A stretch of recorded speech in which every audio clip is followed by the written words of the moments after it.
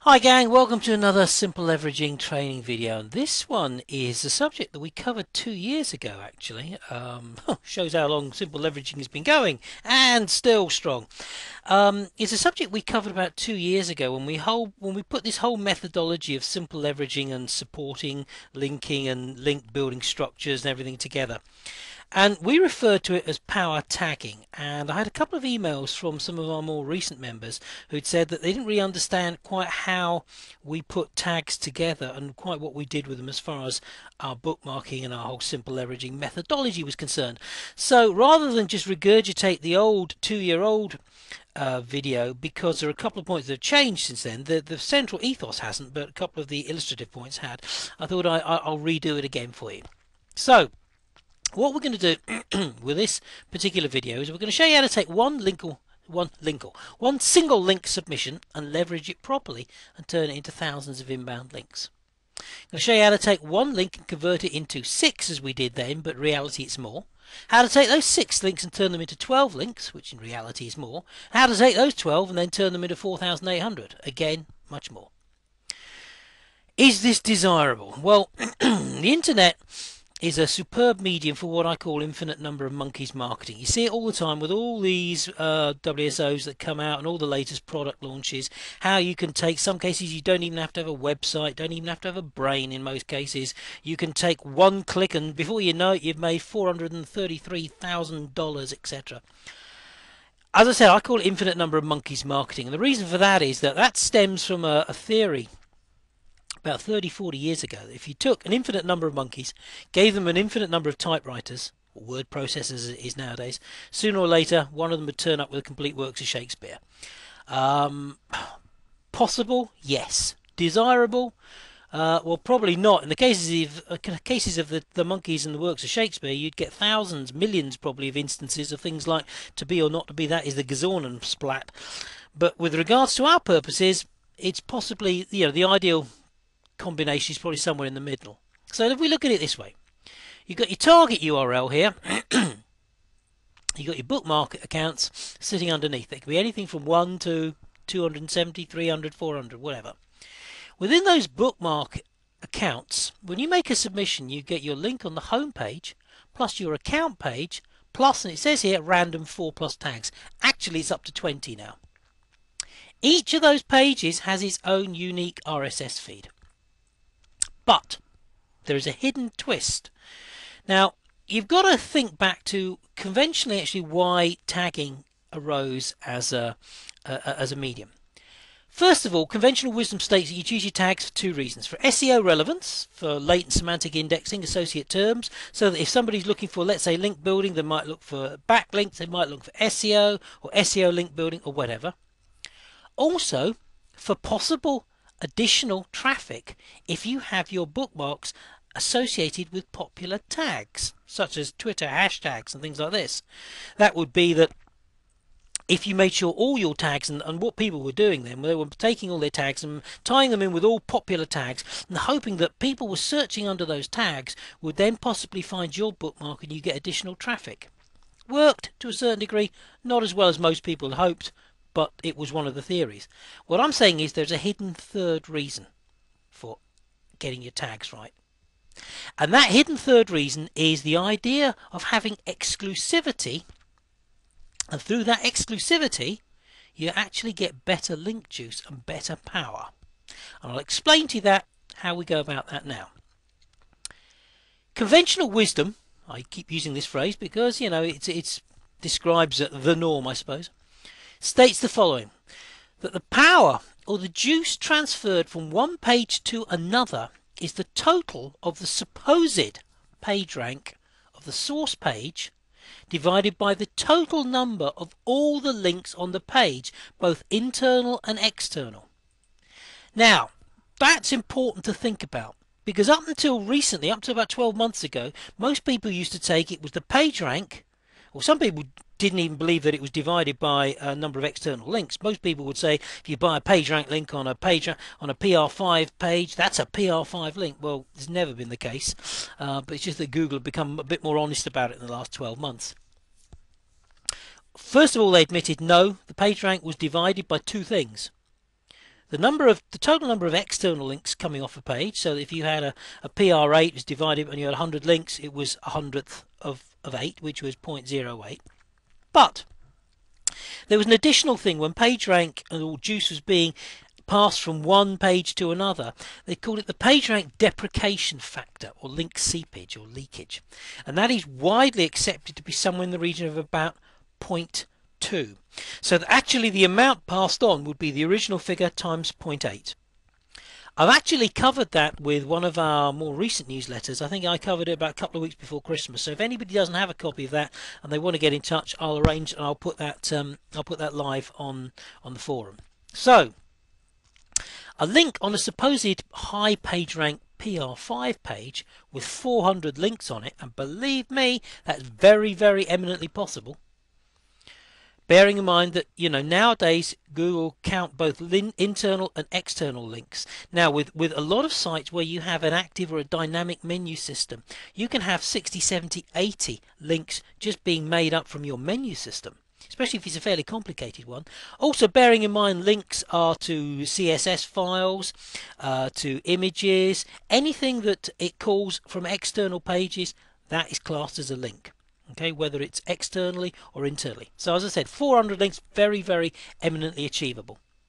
So your actual link juice coming off that PR5 page is 5 divided by 400 times the link deprecation factor of 0.8, which means that in reality you don't get page PR5, you get PR01.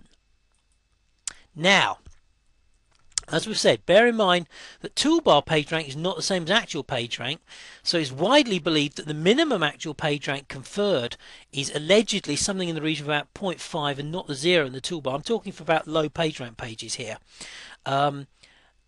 This is the subject of much conjecture and debate, and Google have done what Google always do, which is they basically published all sorts of smoke screens and things like this. But the widely accepted fact is that PageRank is a busted flush. But for those who still swear slavishly to it, we'll go through it. We take this, and we therefore think that, hang on, let's take a low PageRank page. Take a low PageRank page that has, let's say, PR0. It's got a clear bar on the top. Most people think, oh, worthless link, worthless link. Not so. Because the juice power transferred from a low PR page with hardly any links on it could actually be greater than the juice power transferred or conferred from our high PageRank page. Because let's say we're taking about PR.5 here. 35 links coming off that page. If the page is structured properly, has the right sort of menu system, as funny enough our directories do, you'll only have about 30 to 34, 35 links on that page. It's got a very, very basic menu system. So you've got 0.5 divided by 35 times 0.8, which means you've actually got a juice power conferred of 0.0114. which is actually 0.0014 greater than the link coming off the PR page, PR5 high PageRank page that you probably paid a large amount of money for. Now, from our point of view, the real hidden benefit to having a link on an individual tag page is as follows. There's an additional benefit. It always used to be the norm that Google had this philosophy that they didn't like to see more than about 150 external links coming off any one particular page, and they brought this in relation to sitemaps. The idea behind that was that when Googlebot spidered or crawled or processed a page, that you didn't want to have too many links coming off one individual page because that would be too much of a drain resource-wise on Googlebot.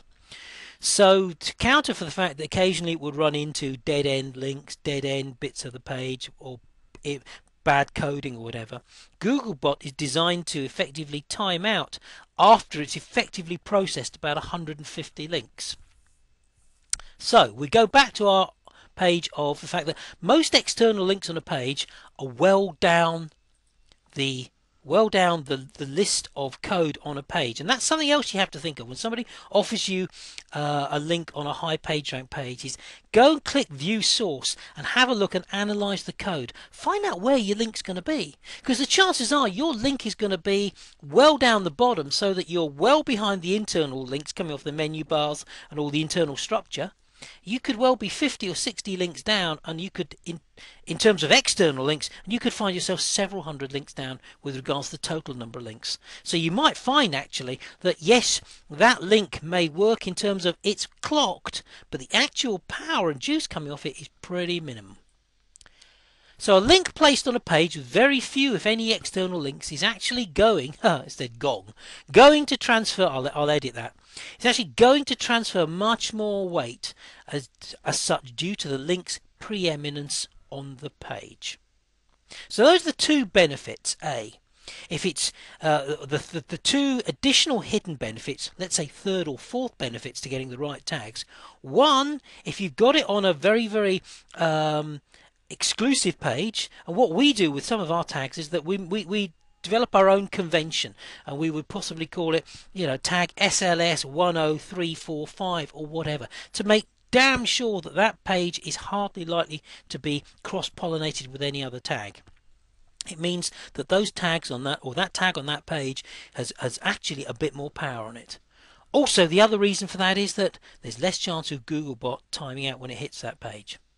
So there you go, that's power tagging with simple leveraging. Now I'm going to pause the video now, and we're going to switch to another aspect where we actually analyse the page, and we'll go through the points we made at the first part of the PowerPoint about 6 links becoming 24, etc, etc. So here we have it. We've got one of our bookmarked directories, accommodation.bestfloridahotelsrates.info. So here's when you make a submission, you get your link on the site homepage. Okay, this could be anything up to about 100 or whatever. So that will get you a bit of power, but as we've said, we have a menu system that takes about 30 to 34 links, so plus 100 external links. It gets you crawled, it gets you noticed. Okay, on your individual account page, you get a link on that as well. But the more important pages are these ones here. So if you actually look at it here and you do a right click, I've opened up some here, these are your tag pages. And here we see this one, bad credit debt personal loans is the particular tag for this one. For that tag, it's bad debt loans. These are all house accounts, by the way. For this one, it's credit card balance transfer. And as you can see with these ones, there are very few links on each page, and that's exactly the way we want it. Till you come along to here, there's only 2 links on that page. Come along to this particular link here, debt consolidation letter, there's only 1 link. So we tell you when you make your submission, make 20 associate tags. So you've got your link coming in from your home page, your link coming in from your account page, you've got links coming in from your tag pages as well. And these are all perfect HTML links. But there's an additional balance. So we've shown you one submission immediately makes 22. Okay, there's an additional bonus. All of these are unique URLs, but more importantly, they all have their own unique RSS feed.